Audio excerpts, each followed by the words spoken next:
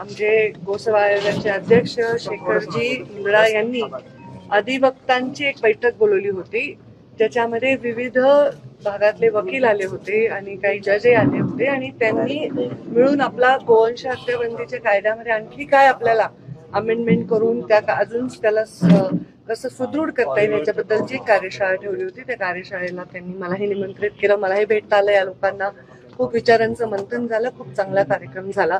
त्याचबरोबर इथे आता माझ्या विभागाचे काही इमारती बनण्यात आलेल्या आहेत आणि त्या इमारतींना भेट देण्याचाही माझा कार्यक्रम आहे. आणि खूप चांगला एक कार्यक्रम आमच्या पशुसंवर्धन विभागाचा होता. जे शेतकरी आहेत ज्यांचं पशुधन आहे त्या पशुधनाला इलाज तात्काळ मिळावा म्हणून आम्ही इथे एक प्रयोग चांगला यशस्वी केलेला आहे. गेले काही वर्ष तो यशस्वीपणे चालतोय आणि दरवर्षी त्याच्यामध्ये प्रचंड रिस्पॉन्समध्ये वाढ होतीये. 1965 हा नंबर 1962 म्हणजे 1962 हा नंबर डायल केल्याने त्यांना तात्काळ त्याची सुविधा मिळते. शेतकऱ्यांना लाईव्ह बोलण्याचाही मला त्याच्यातनं योग आला आणि त्यांनी खूप समाधान व्यक्त केलं की आम्हाला खूप छान सुविधा मिळतात. कळंबच्या एका शेतकरी शिंदे नावाचा त्याच्या 2 म्हशींना ताप आला होता आणि तो माझ्याशी फोनवर बोलत होता. म्हणजे ह्या प्रकारचा संवाद जर आपण ठेवला तर पशुधनाला त्यांच्या जास्तीत जास्त आम्ही इलाज देऊ शकू, त्यांच्या अडचणी दूर करू शकू, अशा प्रकारचा आमचा प्रयत्न आहे. ह्याला आम्ही अजून जास्त स्ट्रॉंग भविष्यामध्ये करणार. प्राण्यांच्या क्लेशाचा मुद्दा एक प्रामुख्याने आला, विशेष करून ऊस वाहतुकीसाठी जे बैलांचा वापर केला जातो आणि तिथे मोठं प्रमाण, त्याला कुठली मर्यादा नाही. त्या दृष्टिकोनातून काही विचार विनिमय होणार आहे का आणि तुम्हीच होता काय? कारण तसं नाही, बैलांचा उपयोग सगळ्याच शेतीच्या कामासाठी होत असतो, बऱ्याच लोकल वाहतुकीसाठी होत असतो, केवळ ऊसासाठी होतो असं म्हणणं चूक आहे. आणि ऊसामध्ये सुद्धा बैलाला विशिष्ट पद्धत अंतरावरच फक्त बैल तोडून आणतात, बाकी ट्रॅक्टर आणि ह्याच्यामध्ये ट्रकमध्ये जातो. त्याचे फार निषिद्ध म्हणजे नियम ठरलेले आहेत, त्याच्याप्रमाणे त्याचे भावही ठरलेले आहेत. ते फारच टेक्निकल विषय, त्याच्यामध्ये जास्तीचा लोड त्यांच्यावर पडू नये ह्याची खात्री करून त्या भागातले ते शेतकरी करत असतील तसं त्यांनी करावं अशी माझी अपेक्षा आहे. त्याच्यात काही फार काही अडचण असं मला वाटत. ताई, संतोष देशमुख प्रकरणामधला वाल्मिक कराड हाच मास्टर माइंड आहे असं सीआयडीने जे आरोपपत्र दाखल केलं याची महत्वपूर्ण माहिती मिळाली.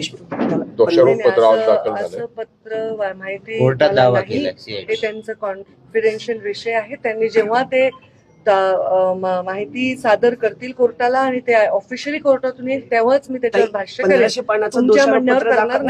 पानाचं दोषारोप पत्र दाखल केले. त्याच्यात काय लिहिले तुम्ही वाचलंय? असं म्हणलं तर तुमच्यावर कंटेम्प्ट दाखल करावं लागेल. ओके, नाही त्यांच्यात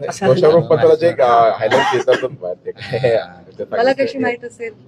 ती गृहमंत्रालयास माहिती असेल. दुसरा विषय असा की बीडचा या निमित्ताने उल्लेख होतो आणि बीडची कुठेतरी बदनामी होते असं. आता मला तर वाटतं तो विषय मागे पडलाय, पण तुम्हाला टार्गेट दिलेलं आहे की हेच प्रश्न विचारा. अजिबात तो विषय आता एक तुमच्या पुण्यात आहे मी, आता त्या महिलांवर अत्याचार झाला बस स्थानकामध्ये, झाला नाही का? झाला ना. ते प्रश्न विचारा ना. मी पुण्यात आले, तुम्ही बीडचे कशाला प्रश्न विचारताय? पुण्याचे पत्रकार आहेत तुम्ही. त्या मुलीवर अत्याचार झाला की नाही?